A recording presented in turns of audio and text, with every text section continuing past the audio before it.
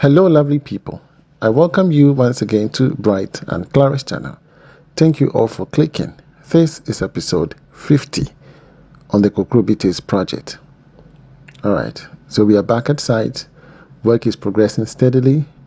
From the last episode, you saw we were doing a lot of final works, and today we're going to be giving you that. Become a landowner in Ghana. Own your land, in your name. Okay, it's going to be leased for you for approximately 99 years, or if you're a foreigner who naturalizes, you probably might get almost like, is it 50 or something years, but at least you don't have to pay taxes. It becomes yours forever and ever. You understand? So at selected stage, you get 6 plots for an acre, and whereas in other places you get just 4 plots. You understand? So contact selected state and get your land as soon as possible. So painting work is ongoing. This is the kitchen. Okay, so all the kitchen cabinets done neatly. It's not a big size kitchen, but a reasonable sizable kitchen. All you need to do is cook and wash. That's it. All right, so having an extreme big kitchen, you end up not using all the stuff you have in there. Okay, so reasonable, and yet you're able to manage everything within the kitchen is enough. So this, I think, 80 cm or 60 cm freestanding stove, and then the hood, the microwave and the hood come together because he's buying it from the state. Reasonable. This is about 1.5 horsepower air condition. Okay, and then we have a small cabinet hidden over there. This will keep some gallons of red oil or other stuff in there. This is the fridge area. Okay, we have to check the size of the fridge so that to go in there. This is the storage area. Some small shelves over there to store some item. Probably a deep freezer will go into the corner. Okay, and then we have the energizer for the electric fencing right over there. Again, the painting of the walls is ongoing, so we are showing the paintings of the wall. Okay, everything looks amazing, neat and beautiful. Mr. Hammond and his team, the electrical engineer, is also doing some final works in the distribution boards, making sure that all the lights, everything is being tested. We have to do continuity test, okay, edge resistant test and insulation resistant test. All these tests has to be completed, making sure that everything is okay. We have to use the right type of cable. It should be cable metal. Okay, the wiring code in Ghana has changed. It is no more red, yellow and black. That is an old-fashioned system. The color coding in Ghana has changed, so when you have a competent electrician, they'll be using the current color code in wiring. So when you go and you don't see red, you say, oh, the electrician doesn't know his work, because all you know is red, yellow and blue or black. That's all you know. But now it has changed. So definitely you have the tendency to downplay the one who has done a good job, as though, hey, because you did not see red, yellow and black, the electrician doesn't know his job. But rather you don't know your job properly. Okay, so get the electrician, qualified one from the Ghana Institute of Electrical Engineers, my apologies, to do your electrical wiring for you. Okay, and Mr. Hammond is qualified for that purpose. He has his degree and also has a certificate from the Ghana Institute of Electrical Engineers. The window frames and glasses was done by Mr. Adum, wonderfully designed. Everything looks okay. The burglary bar was done by a different artisan, not Mr. Williams. The client brought his own person to do that. Okay, the air conditioning in the hall is a 2.5, I think 1.5, 1.5, two of them, giving us a total of 3 horsepower. Okay, so this is the living area, reasonably, not too huge, but sizable enough, because you're going to stay there. You're not going to stay in the hall forever, though. And besides, the client is in abroad. He comes home once a while, take a rest, and go home. So at least his hard work has paid. Looking at what he has done now, I mean, he has built a legacy for his children and children, because that is all we are fighting for. You understand?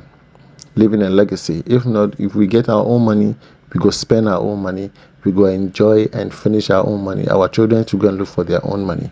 But whatever we are doing it for our children's children.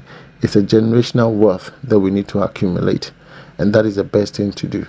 Don't be selfish. Okay, generational wealth is very, very important, so that you break that line of poverty. Okay, so if you've been blessed and you've been the only person that have been alleviated and put on a pedestal, remember to take your line of generation out of poverty, and you have to sacrifice so many things in order to achieve that. And once you alleviate or elevate everybody, once you elevate everybody, you will see that you will be free and you become a hero of the day. Your name will forever be mentioned. You understand? So I believe that is the best way to go. I think here in the master bedroom, again, the walk-in closet, do some final touches here and there. It looks beautiful. Okay, it looks beautiful. And then we're going to go to the master bathroom itself. The mirrors and the his and hers vanity, everything installed by my plumber, Mr. Sunny Ibrahim.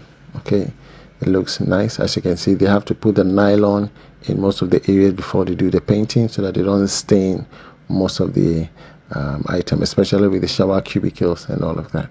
So my painter is really good at his work. Okay, earlier on I showed you all this shower, everything, the tiling, everything done by my artisan. The tiler did a wonderful job. We bought the tiles from West African Depot. A disclaimer, I'm not advertising for them, just that we bought it from them, so I just want to acknowledge that. Okay, and the doors, frame, everything from my artisan Isaac Opoku. He provided the doors for us. Quality doors, wooden, locally made doors, quality. For me, I go for quality. You understand? So understand that I also have my takes of clients that I work with. You can't work for everybody. For me, you have to understand that algorithm, that I cannot build for everybody. Some people might find me expensive, others might find me affordable. So it depends on where you're coming from. You understand? And that is one thing you must acknowledge, that, see, we cannot build for everybody, and we are not for everybody. My goal was to build houses for everybody. So once you come to me and I prepare an estimate for you and you feel like you're okay with it, we go ahead and build for you. Here we did the cladding, okay, the clouding for the ceiling. We didn't want to use plywood for that, so we have to use aluminium, okay, alu zinc for the clouding, the underneath the roofing. Okay, so that has been done neatly. So we are almost, let me say, the other time I said 90%, so I can say 95%. We have about 5% pending, which will be the external painting works, and then we are done. Are you with me? We are done. So I think that we've come a long way. If you check from where we picked this house from, the Kokrobite Project, look at where we picked it from up until now. It's not easy at all. It's not easy at all. So here we did the pavement stones, so we can we can have a planter in there. So pavement stones are really good. Okay, so we have the pavement stones in there. So that has been done neatly by my mason, Mr. Adade. Okay, so we're gonna have plants, some green grass in there, some flowers in there. Not to be pouring water constantly every day, because pouring water there will also constitute some amount of moisture. We can have artificial grass and then put a flower pot with some flowers in there. Okay, so we can do that. All right, and the perimeter wall lights, everything is functioning properly. All right, so the Kokrobite project is coming along nicely, and gradually we've made progress, and I am so excited to have actually brought this project to a successful end. I will add this to my gallery, my curriculum vitae. I know that, hey, once upon a time, Mr. Bright helped this wonderful client to build his dream house. Okay, yes, we did our best. Okay, so this is the outside. From you're coming from outside, you have to enter. You have to landscape those areas as well, and avoid any erosion when it's raining.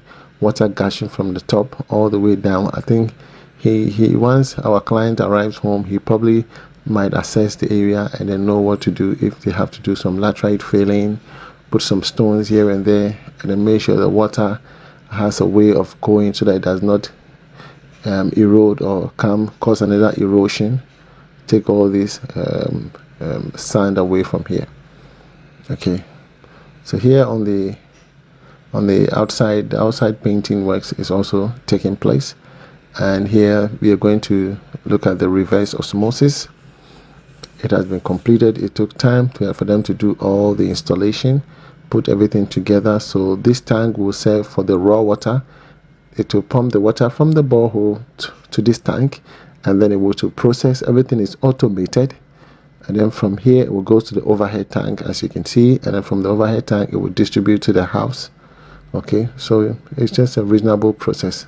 This is fully automated reverse osmosis. This is about 2.5 ton. We have capacities 2.5, 3 ton, 3.5 ton.